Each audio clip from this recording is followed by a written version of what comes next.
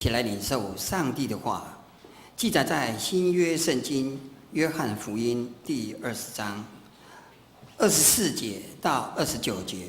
新约圣经约翰福音20章24节到29节。和本圣经在159页，其他版本请看荧幕。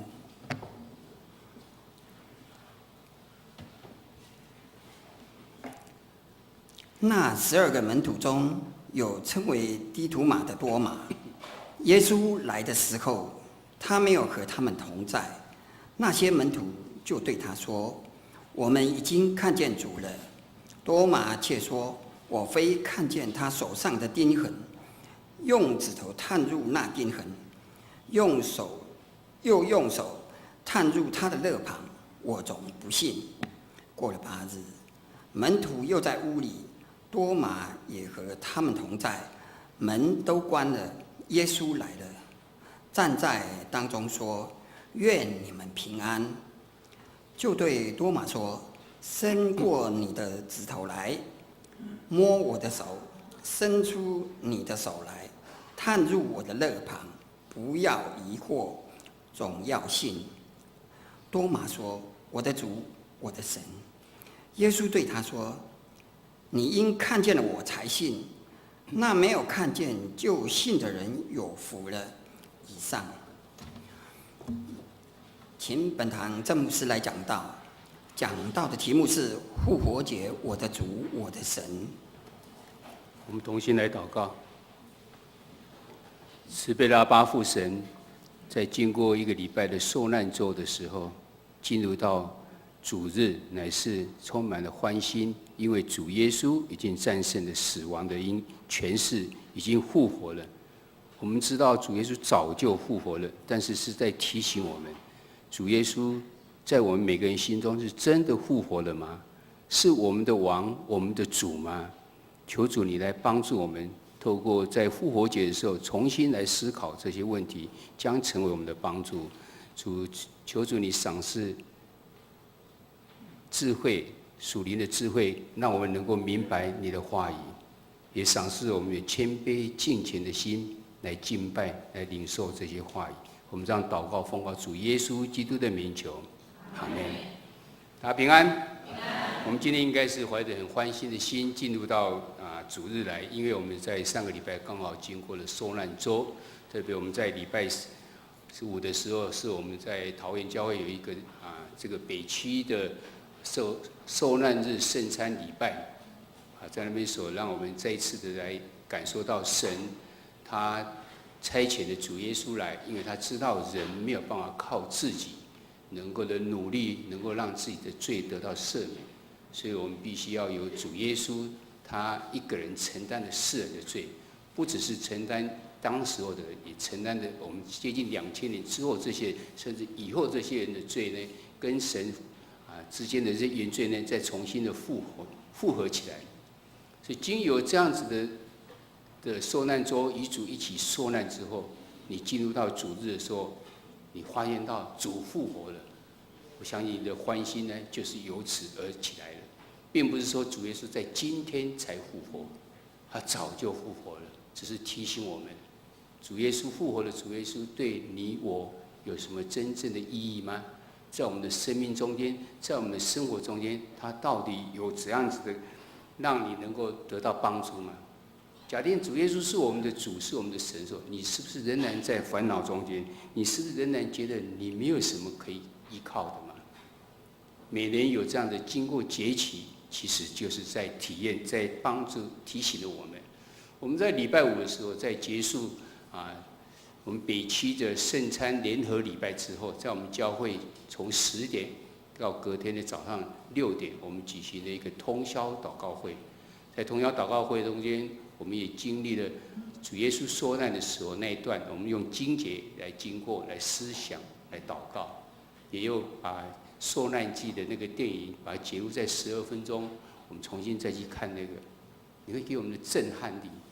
主耶稣他是一个无罪的人，但是他为了世人的罪，他愿意受这些苦，他承担了世人的罪，甚至他在十字架上还讲说：“我的神啊，我的神啊，你为何离弃我？”据我们所知，这应该是三位一体的神唯一一个时间彼此离开的，因为主耶稣必须下到阴间的地方去，承担世人的罪，在那边又战胜了，复活起来，所以他一个人，神没有跟他同在，是这种阶段，就是他承担了世人的罪。经有这样子整个的经历之后，我们再开始想到主耶稣给我们的权柄，就是能够透过祷告，能够跟神能够连结在一起。我们就透过祷告的操练，如何在学习怎样子的祷告，然后为我们每个人的罪，为了我们的教会，为了我们的社会，为我们国家，甚至为我们全球，求主在掌权在这个地方。我相信有参加，总共有70几个人来参加。参加过的人应该有很深的感受，主耶稣的救恩是这样子的，真真实实的在我们每个人身上。当你经历那个时候，你进到今天，你就怀着满怀的欢乐的心情，因为主耶稣复活了。我们的依靠是有盼望的，我们不再是依靠那些是木头所雕刻的，那个我们人做的东西，人把它做完之后又把它奉为神的。不，我们信的是一个已经战胜死亡权势的主，他已经复活了。但在我们圣经的过程中间，我们有很可能是像他使徒中间的一个多马，他常常怀着怀疑的心情。我们今天帮忙从这个地方，我们来思考一下，在面对复活的主的时候，你应该有这样子的体验呢？当主耶稣复活的时候，在圣经中有很多人，在四福音里面都有记载，在路加福音每一个经节都有，每一个四福音里面都有记载着他的复活。我们今天只是简略的把它讲解，在7日的第1日，也就是主日的时候呢，耶稣复活给摩大拉的母玛利亚看，他还看不清楚，然后后来他才知道原来是主耶稣。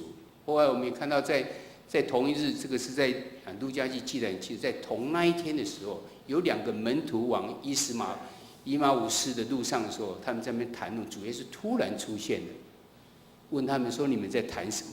他说：“啊，你大概是外来的人，因为你不知道今天在耶路撒冷发生多大的事情嘛。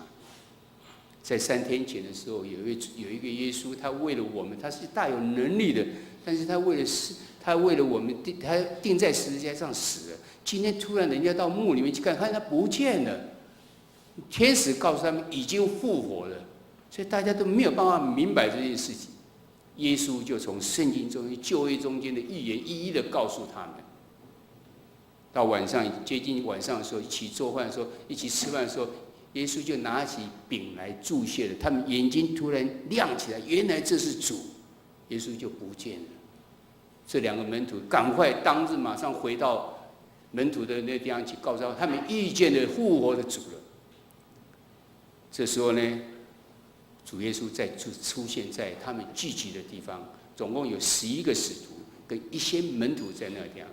圣经中的记载不是只有显现给这些人看，是讲在主日的那一天的时候，在很多时候呢，他显现给很多人看。那今天这个记载中间呢，我们发现到这时候告诉我们说，耶稣突然出现的时候，对他愿你们平安之后，就把手跟肋骨给他们看，因为如何能够证明耶稣是不是幻影说？他们当时很容易陷入在那种困境中，人怎么可能复活呢？是不是我们看见只是我们假想，我们想象中好像是，然后就这样，所以耶稣要给他们看，他钉十字架，他的手有钉痕，他的肋骨有那个兵丁用枪把他刺了，看他是不是真的死掉了。刺了之后流出水跟血，他才知道说这是真的死掉了。人死的时候才会把这2样分开来，所以这是证明他就是那个实体的耶稣。门徒看见的呢，圣经告诉我们，他们就喜乐。在隔天的时候，耶稣又告诉他们说，授权柄给他们说，你们已经受了圣灵，向他们吹口气说，你们受圣灵了，你们赦免谁的罪，谁的罪就赦免；你们留下谁的罪，谁的罪就留下来。这是主耶稣复活之后给他们权柄，让他们领受圣灵之后，他们有权柄了。祝福之后又给了权柄。但是在那时候呢，这中间呢，耶稣给他们看这些时候呢，他们就觉得非常是知道这确实是耶稣的复活。但是有一位使徒不在那个地方，就是称为低土马的多马，他那一天却不在场。所以我们今天从他不在场的时候，但是他后来他的改变等等这些，要成为在我们复活节的提醒。缺席的门徒多马，从多马我们在圣经中记载并不多，但是他有几处的记载，让我们能够去了解多马。发现到他第一个，他是一个理性思考的人，他是富有怀疑的精神的人。在约翰福音第14章的第1节到第5节的地方，记载了一件事情。这事情是告诉我们说，他们在最后晚餐的时候，耶稣非常的忧虑，就告诉他们说，耶稣告诉这些门徒说，他将要被出卖的。门徒里面就开始忧虑起来。耶稣对他们说：“你们心里不要忧虑，因为我离开是要为了你们预备地方的。我怎么样去那个地方预备好，我就回来要再接你们过去。我去哪里，你们也要在哪里。而且我要往哪里去，你们知道这一条路。”这时候多马就回答说：“主啊，我们不知道你往哪里去，怎么知道那条路呢？”12个使徒中没有一个人回答，就是多马他讲的这一句话。后来耶稣就对多马告诉他说：“我与你们同在这样长久，你还不认识我吗？”所以我们看到多马他是用他的理性思考去面对这，而且他还常常存有这种怀疑的心情。他常常是怀疑的，又不相信。但是他跟着耶稣已经3年了，但似乎并不是很清楚耶稣他的任务是什么，他到底要做什么。第二个，我们看到他说话非常的直接而诚实，甚至是爱嘲讽。在约翰福音的第11章的第1节到第16节那边记载一件事情，就是耶稣在地面上所喜爱一个家庭，马大、玛利亚跟这个拉撒路。后来这个拉撒路呢，他生病快要死了，然后就差遣人来找耶稣。耶稣告诉他们说：“他在睡觉了，所以就没有关系吧。”门徒们竟然以为真的是睡觉了。后来耶稣告诉他们：“不，拉撒路已经死了，但是我没有在那里，我就欢喜，因为这是为你们的缘故，好叫你们相信。”原来耶稣要借着让死人复活，再次证明他就是神。但是这些他们的门徒并不是很清楚，他甚至耶稣还隔了2天之后才动身要往拉撒路的家里面去。明明知道他已经在危急，甚至在很困难的时候呢，但是仍然是这样子，隔了2天才过去。耶稣也再次告诉他们说：“这是为你们的缘故，好叫你们相信。”讲这句话之后，没想到多马他回答说，告诉其他的这些门徒们说：“那我们也去与他同死吧，我们也去与他同死吧。”你觉得这一句话是一种非常有信心的说法吗？因为我们同死没有关系，主还要让我们复活起来，还是一种反面的说法？是一种嘲讽的说法。以他的个性，以他的常常有这种怀疑、不信、理性思想，怎么可能死人会重新复活呢？他很直接，讲话很直接，就这样子讲出来。其实他是一个说话直接，而且是诚实，又是也会嘲讽的人。第3个呢，我们看到他务实而悲观。今天所看的经文里面，11个门徒都看到了主耶稣的复活，看到他手中的钉痕，看到他肋骨这边的伤痕之后，他们就相信了，而且欢喜了。但是今天多马他讲了什么话？我们看到第25节说，多马却说：“我非看见他手上的钉痕，用指头探入那钉痕，又用手探入他的肋旁，我总不信。”我特别去查一下他原文到底是只是要看一看，看到就好，还是要直接没有？他是没有，是直接要探入 into 到他的钉痕里面去看，而且到他肋骨旁边去看，然后总不信，否则我绝对不信。他是一个非常看起来是非常务实，而且是一种悲观，怎么可能呢？你们一定是被幻影说，你们一定是眼睛不清楚，所以才有这样子的说法。我们看到这是多马的一些情形。其实你有没有觉得我们在解释的时候，跟我们现在社会中间很多人都很相似？那些所谓的现代人，所谓的现代知识的分子，认为一切都是以科技要能够看到，要能够摸到，要能够证明的人才能够相信的，是不是很相信呢？当然，对很多事情我们必须要是这个样子，但对很多有关心灵的部分，你根本没有办法用所谓的科学来证明。你如果能够去称到每一个人的爱心有多少吗？你知道他的怜悯心有多少吗？你知道他的正义感有多少吗？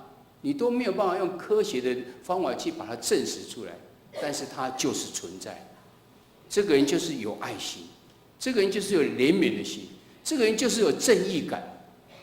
太多事情没有办法用科学看到、摸到，然后证实出来才知道的。原来科学是所有科学，现代的科技的科学是所有科学中间最低层的，因为要看到才能够相信。只有那没有看到就能够相信，那才是一个高超的。我相信我们在面对很多人要传福音的时候，你常常会碰到很多像是这样子的人，就像是多马一样，他们觉得一定要务实，一定要有理性，一定要能够来证实给我们看。我举这一个例子举了很多次，告诉大家，就是有一个教授在台上讲说，我不相信有神，他是一个无神论者。他说：“不然你把神给我看，我马上就相信了。”听起来是不是很有道理？但神是你可以看的吗？我们是被造物，神是造物主。是有一个老太婆从后面走到前面来，从手上袋子里面拿出一个橘子来。教授，你知道这个橘子是甜的，是酸的吗？教授说：“当然我不知道啊。”他就一面剥，吃了一块，告诉他说：“我吃了，所以我知道这个橘子是甜的。因为你没有感受到神，所以你就不知道有神。我有感受到，所以我知道有神。没有错。有关信仰的东西，绝对不是你用理性，不是用你要证明能够证明出来的。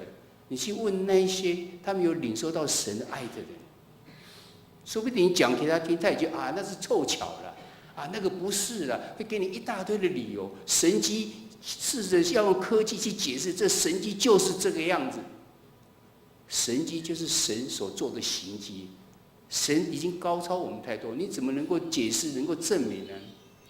人常常用有限的理性要去解释神无限的智慧，当然你就陷入那死胡同里面，你就没有办法明白，你就失去了享受神的祝福的这个福气。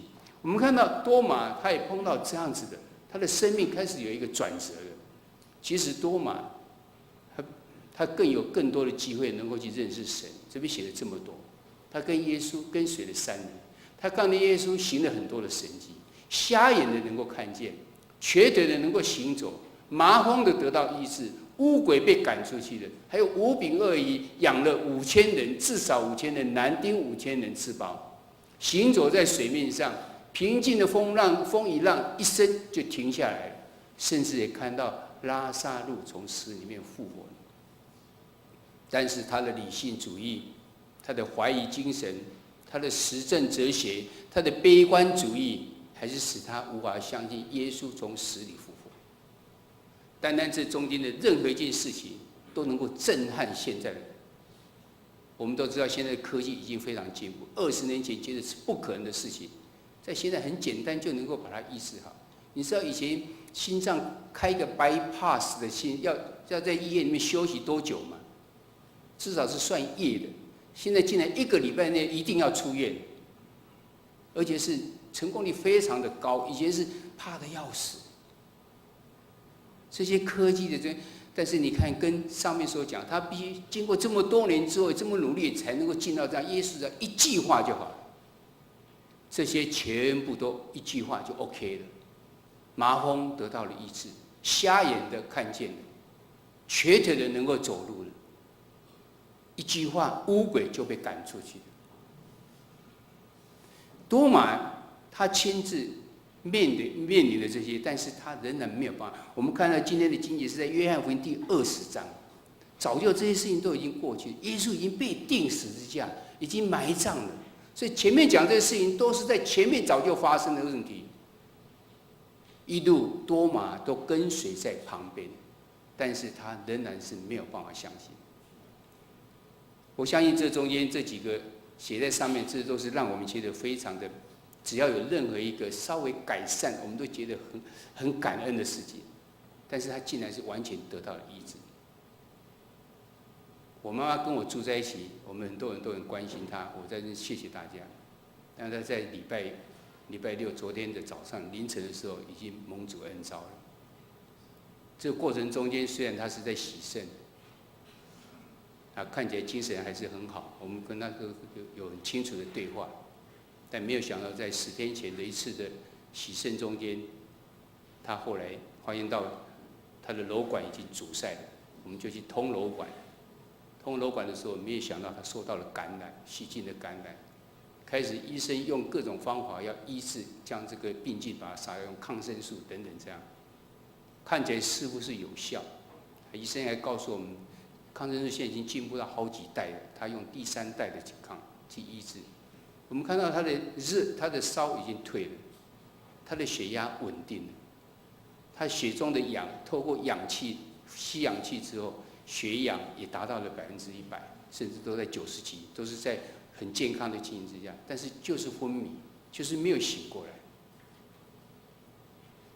医生用尽了办法，但是就是没有办法。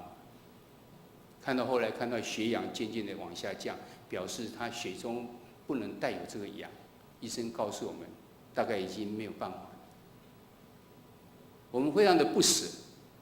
但是我在这里讲的意思，告诉我们，人的科技已经这么样子的进步了，连一个小小的细菌都没有办法去对付它，花了那么大的精神，病人也受了折磨，我们所有的家属也这心情也上上下下的，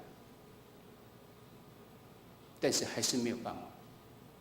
但是我们最后是线上感恩，也在很短的时间之内，我们接到通知，在通宵祷告会中间，电话来说，他的血氧已经降到很低了。我们马上去的时候，他在半途中间，我们去的中间，他就已经蒙主恩召，非常的安详，也非常的快速。我们为此献上感恩，他已经习了地面上的劳苦，已经92岁了。我们虽然不舍，但是我们也是献上感恩。在此也趁这个机会，谢谢我们中很多人在为他祷告，在关心着他。但我这边提出来是告诉我们说，我们人是这样子的软弱。为了一个小小的细菌，全家就这样子的辛苦，医院也是忙得要死。本人也是为了看他在呼吸的时候那一种努力的呼吸的样式。但是写在这边的这些所有的病都比他严重，这些状态都比他严重。耶稣都一句话就让他们得到了痊愈。多马经过这样的情形，还是非常的怀疑。今天所看的经节里面，再看到，他觉得说他没有亲自看到这个钉人，他不相信，所以主耶稣就告诉他：“你来，你用你的指头，你伸出你的手来，探入我的肋旁，探入我的手的这种钉人来看。”这原来就是多马所期待的。但是耶稣告诉他：“你不要疑惑，总要信。不要疑惑，总要信。人的知识太有限了，没有办法能够完全明白。等你的明白，才能够相信。特别是信仰方面，根本是不可能的。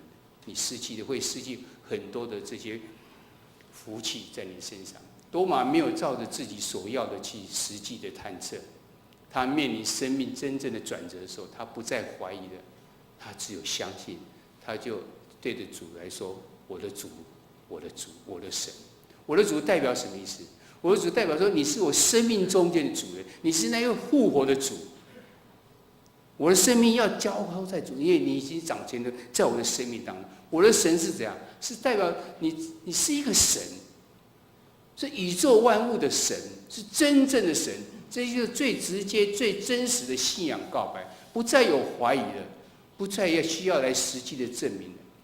也不再存在有这种悲观的。主就是他的神。既然耶稣是他的主，他的神，多马他唯一能够回应，他就是讲献上他的生命，能够绝对的顺服。后来在教会的史中间的传说，多马就到了印度去啊。现在是甚至在印度的西边的一个港口的城市里面呢，有一个教会叫多马教堂。他跑到印度的地方去传扬福音，后来在那边死在那个地方，将福音传到南亚的地方去。多马，所以我们结语来看，耶稣对多马说：“你看见了我才信，那没有看见就信的有福了。”你有没有觉得你很有福气呢？因为我们都是那一位没有看见就相信的人。我们没有一个人看见主耶稣复活，看见他的钉痕，看见他肋旁的这个钉痕。但是我们相信了，我们要成为那位有福的人。我们在复活节的时候，你愿意放下我们不必要的理性主义、实证哲学、悲观主义、多疑跟嘲讽吗？来认识这位为你我来定死，而且为了你我来复活的主吗？那我们能够一样像多马一样来向主耶稣说：“我的主，我的神。”相信讲这一句话是很简单可以讲，但是你的生命真的有这样子的相对应吗？我们在我们的生活中间要显明耶稣真正是我们的主，我们就应该事事求问他，我们要时时的来顺服他，让他在我们的生命中真的是掌权在我们的生命，是我们的主人，也是创造宇宙万物的神，也是掌管着我们的主人。你有没有将你的生命交给这一位主呢？让他来掌权在这里。这样的话，我们过这个复活节才有意义。它不再只是一个节气而已，它是跟你我的生命直接发生关系的。要是你有这样子的认知的话，每天都是你的复活节，不是只有在2014年的4月20号才是你的复活节。主早就复活了，主要掌权在这个宇宙中。当你邀请主耶稣掌权在你的生命的时候，主就成为你的主，成为你的神。愿神祝福在每一个人愿意承认主耶稣是他的主，也是他的神的身上。那我们的生命也因为这样子能够得到了改变。那我们心意更新而变化。那我们所做的，现在活的不再是我在活，乃是主基督在我心里面活着。所以让我们行出来，能够荣神益人。这个礼拜中我们有小组的问题要我们去讨论，去想说，我们是不是现在有很多人都是用这样理性啊怀疑的？那为什么他们这样子难以接受呢？我们要怎样向他们传扬福音呢？或是我们曾经有类似过，也像多马一样这样怀疑的？你的生命的转捩点在什么地方？生命的转折点在什么地方？转了之后会不会又转走了呢？还是要跟多马一样呢？用他一生如何来传扬福音，来回应他的生命得到了转变。愿神祝福，同心祷告。慈悲的阿爸父神，今天是纪念主耶稣复活的日子，我们献上满心的感恩，因为主耶稣为了我们世人道成肉身到地面上来，他不是要享受荣华富贵，他乃是要受难，牺牲他肉体的生命，流出宝血，洗我们的罪，让我们有永生的盼望。当我们在经过受难周，与主一起行过这受难的时候，我们就怀着满怀的心情进入到复活节，就是主耶稣在7日的第一日主日的时候，他复活了，他战胜了死亡的权势了，他让我们再次的证明他就是一个全能的主。我们要学习跟多马一样，我们在这边宣告说：主，你是我们的主，你是我们的上帝，你是我们的神，你要掌权在我们的生命当中，你要掌权在我们的国家当中。我们愿所有人都尊你的名为圣，求主你帮助我们，求主你祝福我们，让我们的生命，让我们的日常生活，我们的所行所为都能够证实，也能够发出基督徒的馨香之气，能够荣神益人。献上感恩祈求，这时候祷告，一起用主教导我们的主祷文一起祷告说：我们在天上的父，愿人都尊你的名为圣，愿你的国降临，愿你的旨意行在地上，如同行在天上。我们日用的饮食，今日赐给我们，免我们的债，如同我们免了人的债，不叫我们遇见试探，救我们脱离凶恶。